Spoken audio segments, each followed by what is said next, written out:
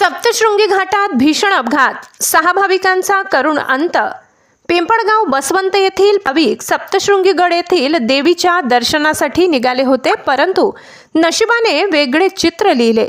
Overtake करताना घाटात चालकाचे कारवरील नियंत्रण सुटले आणि क्षणभरात इनोव्हा कार भीषण वेगाने दरीत कोसळली।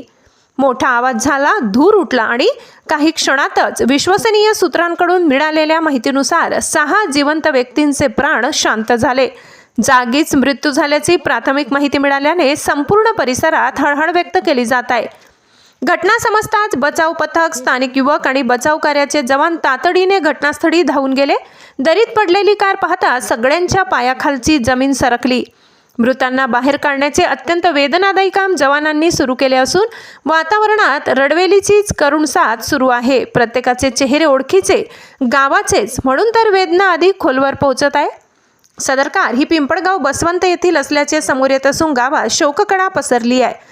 घरातील कर्ते पुरुष, तरुण, कुटुंबाचा आधार अशी 6 दिव्यांप्रमाणे जिवंत माणसं क्षणात विझून गेल्याने गावात न भूतो न भविष्यती अशी शोकाची लाट उसळली आहे। दर्शनाला निघालेल्या या भाविकांना देवीचे दर्शन न मिळता मृत्यूचे दर्शन लाभले, हीच गोष्ट मन हेलावून टाकणारी आहे। या हृदयद्रावक घटनेने संपूर्ण परिसर दुःखात बुडाला असून मृतांच्या कुटुंबियांच्या डोळ्यातून अश्रूंचा महापूर थांबत नाही।